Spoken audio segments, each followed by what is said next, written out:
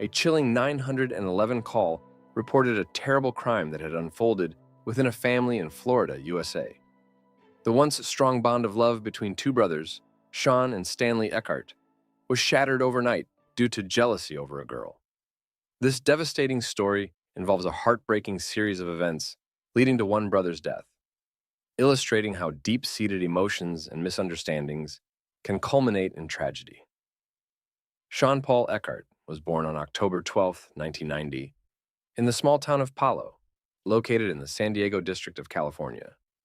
His parents, Danya and Samuel Eckart, provided a loving home, though they were often busy with work and church activities. Sean had an older brother, Stanley Elias Eckart, who was 2 years his senior. Together, the brothers formed a close-knit unit, growing up with love and care despite occasional sibling quarrels. The Eckart family included 6 more children from previous relationships, but the media only named 3, Jennifer, Laura, and Jay. These children lived separately from the family on the other coast of the U.S. in Florida. Sean and Stanley spent their childhood in a rented house in San Diego, where they developed their personalities and forged relationships with those around them. From a young age, Sean was known for his charisma and generosity. His magnetic personality won over many people, making him the center of attention and a beloved figure, especially to his mother, Doña. This affection occasionally led to jokes from other family members, though they meant no harm. Despite their physical distance, even Sean's older siblings adored him. As their parents were often preoccupied, Sean and Stanley spent a lot of time together at home. Their relationship was mostly harmonious, marked by typical sibling rivalry and disputes. Sean's cheerful disposition contrasted with his calm and quiet parents, which eventually led him to seek connections outside the family. Sean's outgoing nature helped him establish a friendship with their neighbor, Mary Jane Stock. Mary Jane, a single mother from Torrance, in Los Angeles County, shared a love for animals, which Sean found fascinating. Her house, filled with various animals, became Sean's second home. He frequently visited, helping her care for the animals, and forming a close bond with Mary Jane and her children, Daniel and another child. Mary Jane's family welcomed Sean with open arms, treating him like a member of their own family. They often went on walks and enjoyed the scenic views of San Diego Valley together. Sean cherished these moments, especially since his parents didn't spend much time with him. In 2005, when Sean was 15, the Eckart family faced a significant upheaval. They learned that their rented house was being sold, forcing them to move. After weighing their options, Samuel and Doña decided to relocate to Spring Hill, Florida. This decision was influenced by Samuel's mother, who offered them a place to stay to help improve their financial situation. The move was also seen as a way to get closer to family and provide better care for Doña, who was experiencing health issues. The move devastated Sean. He didn't want to leave California, where he had established his life and made close friends. Despite his pleas to stay with Mary Jane, his parents insisted on keeping the family together. Reluctantly, Sean moved to Florida with them in August 2005. The Eckarts settled into their new home in Spring Hill. Sean and Stanley adapted quickly, making new friends and getting along well with neighbors and classmates. Among their new friends were Christian Canones, who lived next door, and Samantha Nicholson, a native Floridian who became particularly close to the brothers. Despite the new friendships and life in Florida, Sean missed Mary Jane and Daniel deeply. He kept in touch with them daily, yearning to return to California as soon as he could. Life took a difficult turn for Sean in 2007. Stanley, who had developed a keen interest in martial arts and sword collecting, started associating with a bad crowd. This led to his arrest on charges related to fraud, though he managed to avoid severe consequences. Stanley's behavior became increasingly erratic, causing concern among his family and friends. Around the same time, Sean began experiencing health issues. He often fell ill, which led to frequent absences from his job at a local restaurant. Eventually, he was diagnosed with encephalitis, a severe condition that caused him to fall into a coma for 40 days. His recovery was long and arduous, but his family provided unwavering support. His period of illness and recovery deeply affected Sean, making him more introspective and spiritually inclined. By the summer of 2009, Sean felt ready to return to California and reunite with Mary Jane and Daniel. His second family welcomed him with open arms, and he shared his dreams and aspirations with Mary Jane. Sean wanted to pursue a career as a physiotherapist, but needed financial assistance to cover exam costs and other expenses. Mary Jane supported his ambitions and helped him search for loans and grants. However, his mother, Danya, was reluctant to let him go. She worried about his health and insisted that he stay in Florida for better medical care. Sean, though disappointed, respected his mother's wishes and returned to Florida, promising Mary Jane that he would come back the next summer. In early May 2010, both brothers developed feelings for Samantha Nicholson. Stanley took the initiative and asked her out on a date, which ended with a kiss. However, Samantha soon realized that she had stronger feelings for Sean and started dating him instead. When Sean and Samantha informed Stanley about their relationship, he was devastated. His jealousy and anger simmered beneath the surface, creating tension between the brothers. Despite the volatile situation, Sean and Samantha continued their relationship secretly.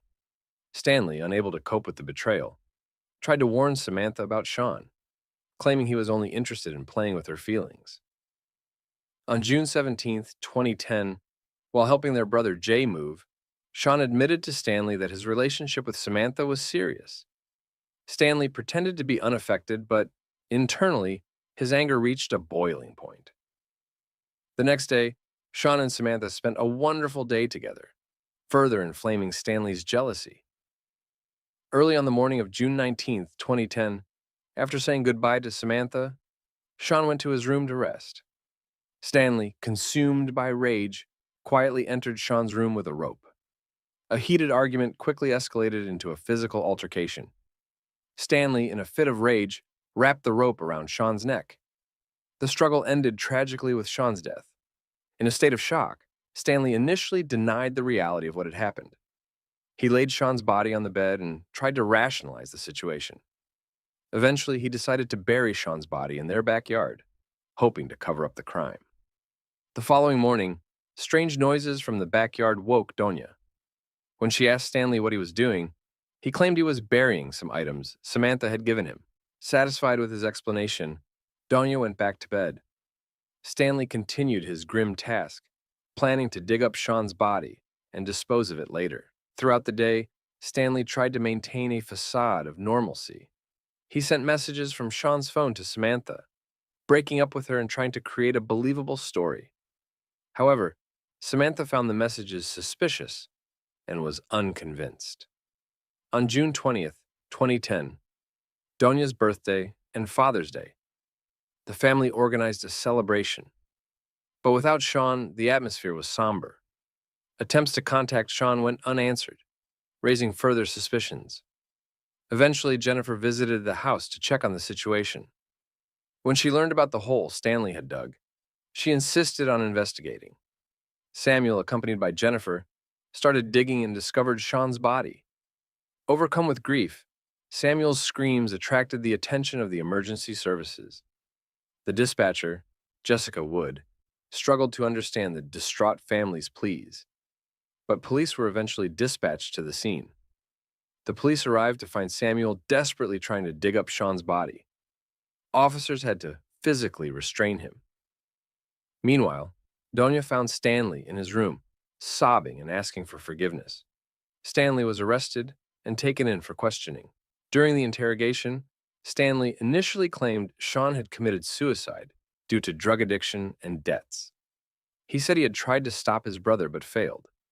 However, under pressure from the police, Stanley eventually confessed to the murder, admitting that jealousy over Samantha had driven him to the act.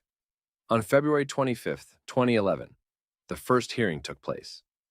Stanley was charged with second-degree murder, but the prosecution sought to elevate the charge to first-degree murder, which could result in the death penalty. Stanley, pale and handcuffed, tried to reassure his parents as they wept. The trial began on April 9, 2013, with District Judge Anthony Tati presiding. The prosecution aimed to prove that Stanley had premeditated the murder, driven by jealousy. Stanley's defense argued that the crime was a tragic accident, resulting from a spontaneous fight. After deliberating for 2 hours, the jury found Stanley guilty of second-degree murder. The defense's argument that the crime was unintentional did not sway the jury. Despite the family's pleas for leniency, Judge Tati sentenced Stanley to 50 years in prison without the possibility of parole. The sentence devastated the Eckart family. Donna and Samuel were heartbroken, feeling that the system had failed them.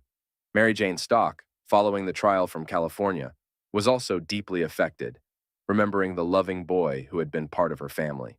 The tragic end of Sean Eckart left a lasting impact on everyone involved. The Eckart family was torn apart by grief and guilt. Friends and neighbors were shocked and saddened by the events. Mary Jane and her family, who had been such a significant part of Sean's life, mourned the loss of a beloved friend. This story serves as a stark reminder of how quickly emotions like jealousy can escalate into violence. It underscores the importance of communication and seeking help before conflicts spiral out of control. The tragedy of Sean and Stanley Eckart is a poignant example of the devastating consequences that can arise from unresolved emotional turmoil. In the end, the loss of Sean Eckart was not just a family tragedy, but a community one. It highlighted the need for mental health support and conflict resolution mechanisms to prevent such devastating outcomes. The memory of Sean's vibrant personality and the lessons learned from this heartbreaking story continue to resonate with those who knew him.